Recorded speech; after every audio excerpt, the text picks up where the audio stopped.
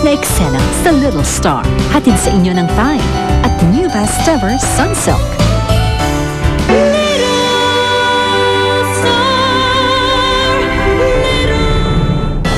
Ang dali nyo nang hulihin ngayon. Sisiguraduhin kong wala na kayong takaselin. Uubusin ko ang mga tao sa paligid mo para mapasakin ka. Pagbabayaran ni Lester lahat ng ginawa niya sa'yo at kay tatay. Hindi niya na tayo makikita dito. Huwag ka mag-alala. Tahan na yan. Tahan na. Huwag ka na umiyak. Paano ka na pasigurado? Ilang beses kang tumakas pero nahanap ka pa rin niya. Ate, hindi niya na titigilan hanggang buhay pa siya. Pag umalis tayo dito, iiwan mo lahat-lahat. Kasama dun si Nino at si Dave. Kaya mo bang gawin mo? Dito ko lang nakita si Angge. Malamang dito lang siya nakatira. Alam mo pare, mahirap maghanap sa taong ayaw magpahanap. Alam ko na kung bakit mo ito ginagawa. Gusto mong manalo ng Ulirang Ina Award? Tigilan mo na, Gwyneth. Hindi bagay sa'yo. Bumalik ka na sa dati mong ugali. Iyon mas bagay sa'yo. Hindi bagay sa'yo itong bait-baitan. Ay, na.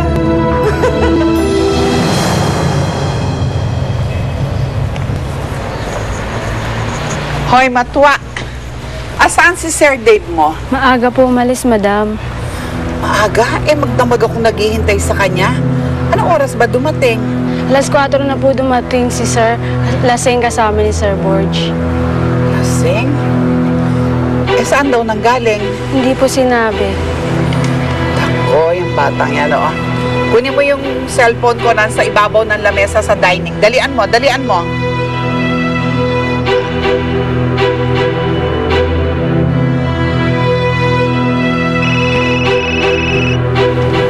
Madam, Hello? Si Dave.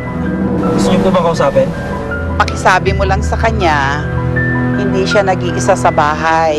Kasama niya ako.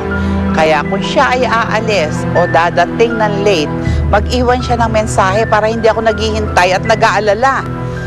Pakisabi mo, ha? Sige ho, madam. Sige po. Anong sabi sa'yo ni Mama? Mukhang galit yata sa'yo eh. Kaya doon kasi nagpaalam eh. Tatampo lang yun. Pinipil kasi niya ako sumama kay Gwyneth eh. Pero si Helen pa rin yung gusto mo. Ganun na nga. Hirap na maging guwapo.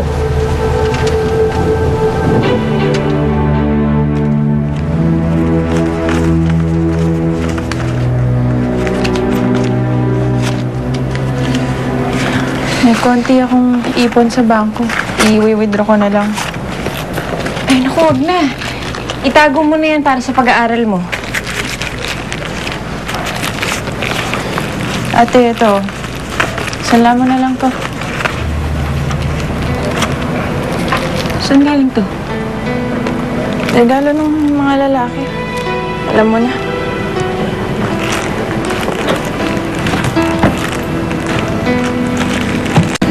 Siguro sapat na yan para makabili tayo ng ticket tsaka para makabawi naman tayo, makabangon.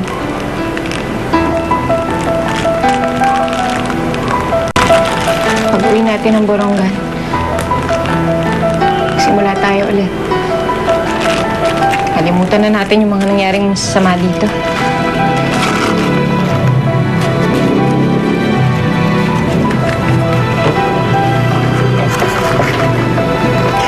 Oh, eto naman ang kontribusyon ko. Ano to, Nay? Nabenta ko na yung bahay sa Punta Vedra. Yan yung paunang bayad. Nay, yung laki na to. Naku, sa inyo na to. Ano ka ba? Kung ano yung sa akin, sa inyo rin. Di ba pamilya na tayo? Nay. Salamat po.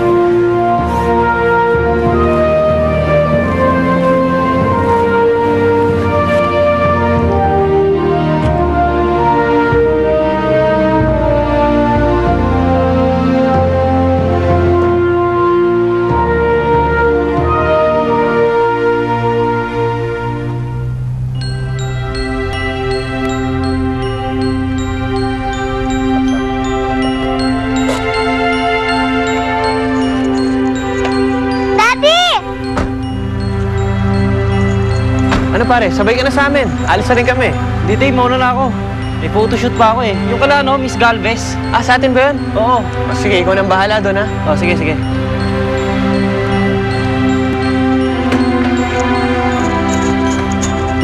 Daddy!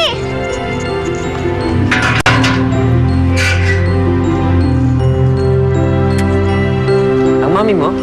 Hindi ko po alam. Eh, ang mamita mo?